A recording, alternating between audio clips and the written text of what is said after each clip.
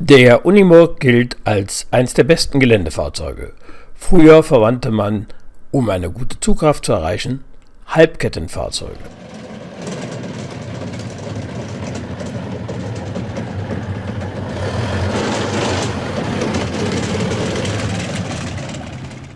Die Zugmaschinen wurden besonders bei der Wehrmacht eingesetzt. Dies hier ist eine Famo, eine 18-Tonner. Das beziffert die Zugleistung.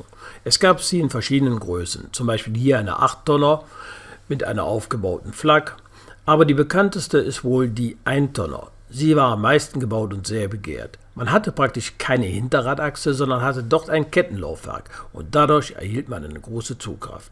Aber kommen wir zurück zum Kettengrad.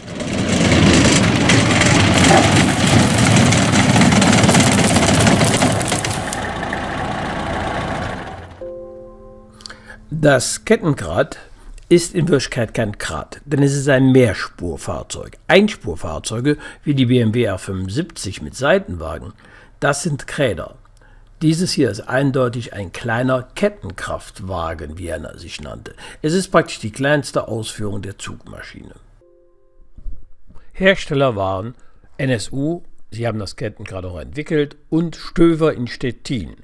Zusammen hat man fast 9000 Stück gebaut. Besonders beliebt war das Fahrzeug, weil es so schmal war und durch jeden Wald konnte, als Kabelträger. Man setzte dann oben eine Kabeltrommel auf und konnte dann die Telefonkabel verlegen, die sehr wichtig waren. Dieses Fahrzeug war auch im Winter sehr beliebt, weil es konnte sehr gut durch den Schnee vorankommen, besonders im Gebirge bei den Gebirgsjägern, und später wurden diese Fahrzeuge auch eingesetzt auf den Flughäfen, um die schweren Maschinen in die entsprechenden Positionen aus dem Hangar zu ziehen. Hier kann man sehen, das ist die erste Ausführung, die hatte hinten noch alles offen, da war nur ein Rohrrahmen. Die zweite Ausführung hatte dann dort Bleche. Auch die Haube war bei der ersten Ausführung noch eckig. Später war sie aus einem Blechprägeteil und rund. Bei den NSU gefertigten Fahrzeugen war vorne rechts und links zu Anfang noch das NSU-Emblem eingeprägt. Man hatte auch bei der ersten Ausführung Scheinwerfer und Tarnvorsatz. Das Abstandsrücklicht. Abstandsrücklicht deshalb, weil hiermit wurde die Distanz bestimmt, in welche man in der Kolonne fahren sollte. Wenn das heruntergeklappt war, so wie hier, dann blieb das kleine Löchlein doch dort übrig, damit man die Bremsleuchte sah, falls sie betätigt wurde. Ansonsten funktionierte es folgendermaßen. Wir sehen hier 4 Leuchten. In dem Moment, wenn wir nur eine Leuchte sehen, dann ist der Abstand zu weit. Das heißt also, man muss näher auffahren. Sehen wir 4 Leuchten, dann ist der Abstand zu nah. Das heißt, wir müssten weiteren Abstand halten. Wenn wir nur 2 Leuchten sehen, dann bedeutete das, der Abstand in der Kolonne ist genau richtig. Das Kettengrad wiegt 1250 Kilo und es lässt sich auf normaler Straße ohne weiteres durch eine Person schieben, wie ein Pkw. Wie man hier sieht, ist es relativ einfach, die Kette aufzubauen. Sie wird dann von hinten aufgelegt und vorne in den Greifrad oder in dem Antriebsrad eingesetzt und hochgeschlagen und durch einen Bolzen gesichert. Damit man immer das gleiche Kettenglied öffnet und nicht immer wieder neue Schrauben macht, ist ein Kettenglied bei Panzerketten bei der Wehrmacht immer mit Rot gekennzeichnet gewesen. Hier musste also getrennt werden. Natürlich war für den Soldaten auch die einfache Beschriftung notwendig, damit er wusste, ohne ein Handbuch zu suchen, wie hatte er die Kette zu spannen. Das Schalten, es ist ein einfaches Dreiganggetriebe und ein Rückwärtsgang. Zusätzlich hat man aber dann noch eine Untersetzung. Nach vorne der Hebel, dann ist Straße. Nach hinten ist auf Gelände. Das ist eine wirklich sehr starke Untersetzung dann. Man hat dann die Sperre für den Rückwärtsgang, die ist auch ganz simpel, die ist wie eine Klappe. Da drückt man dann kurz drauf, hebt ihn an und jetzt kann man auch in den Rückwärtsgang schalten. Das ist also ganz einfach bei dem Fahrzeug geregelt. Da gibt es keine großen weiteren Schaltelemente innen oder außen. Für viele erscheint der etwas gammelige Anblick des Fahrzeuges, rostig und verbeult, als nicht so schön. Es galt jahrzehntelang, das Fahrzeug musste aussehen wie frisch aus der Fabrik. Heutzutage ist das nicht mehr so. Ein Fahrzeug, was noch Originallack hat, was noch Historie besitzt, was Geschichte erzählen kann, wird heute teilweise mit dem doppelten Preis gehandelt, als ein Fahrzeug, das wieder so hergerichtet wurde, als wäre es gerade erst aus der Fabrik gekommen. Hier kann man sehen, dieses Fahrzeug hat etwas erlebt. Hier ist noch auf dem Tank der Originalstempel über die Bedienung.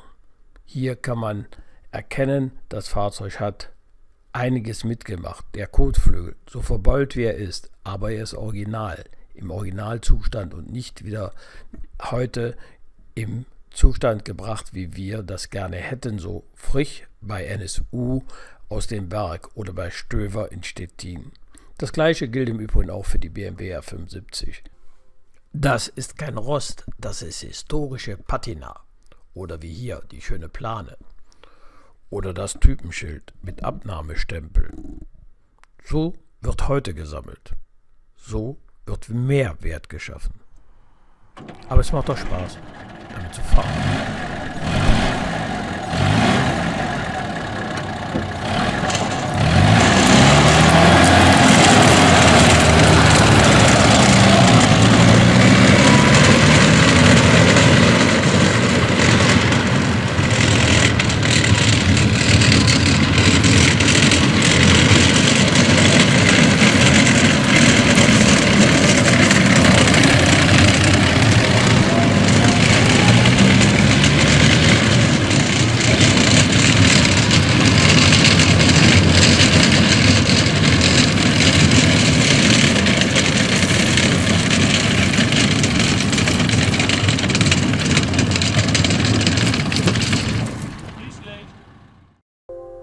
Wie wir sehen können, ist das Kettenrad schnell und wendig.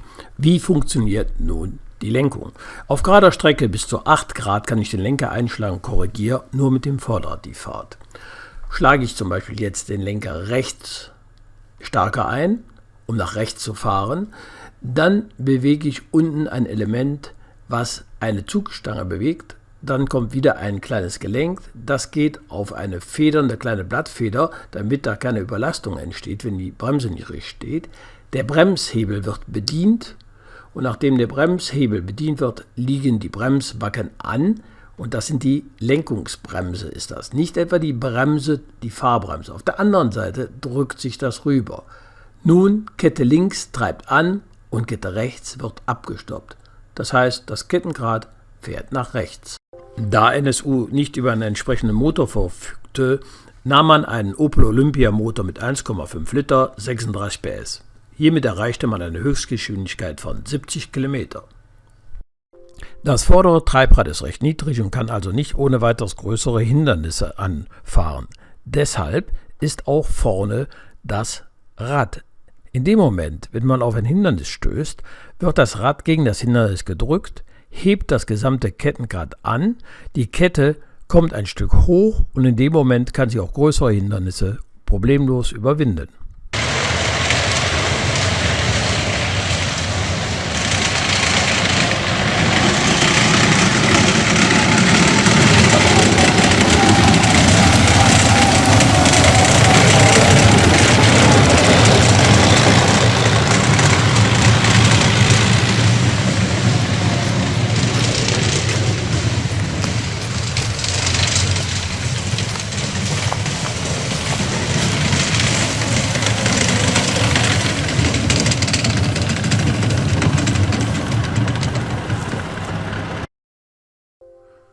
Das Kettenrad war mehr ein Arbeitsgerät. Auch wenn hier 3 Personen Platz nehmen konnten, genau wie beim Wehrmachtsgespann, so war das Kettenrad aber mehr dafür gedacht, eine kleine Pack zu ziehen oder eben diese schweren Kabelrollen durch den Wald zu schleppen. Mit seinem nur 1 Meter Breite war es dafür praktisch prädestiniert.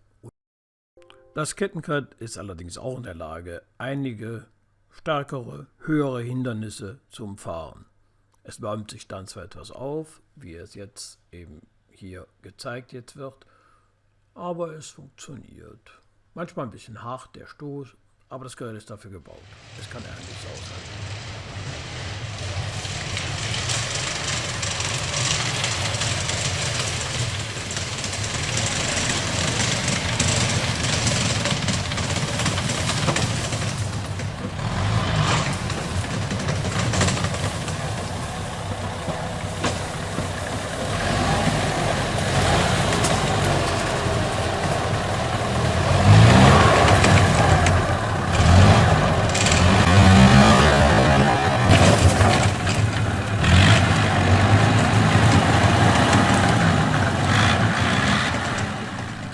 Wenn ihr denkt, dass der Film informativ für euch war, dann würden wir uns freuen auf einen Daumen hoch.